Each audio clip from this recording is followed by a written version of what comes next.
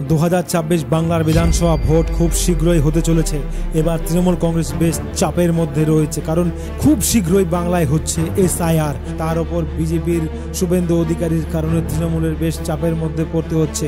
বিভিন্নভাবে বিভিন্ন দিক দিয়ে শুভেন্দু অধিকারী চাপ দিচ্ছে তৃণমূল কংগ্রেসকে।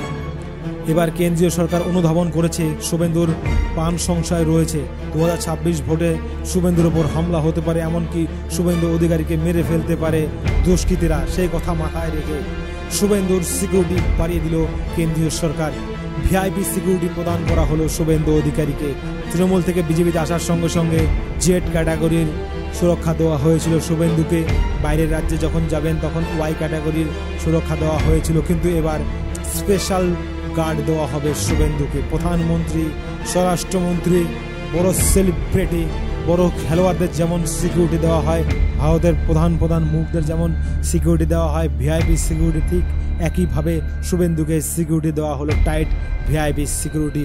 যারা গার্ডে থাকবে, হয়তো CRPF থেকে স্পেশাল, NSG থেকে স্পেশাল, SPG থেকে স্পেশাল ফোর্স নিয়ে তৈরি হবে এই VIP টিম। এবার শুভেন্দুর আশেপাশে যাওয়া মুশকিল হয়ে যাবে দুষ্কৃতীদের।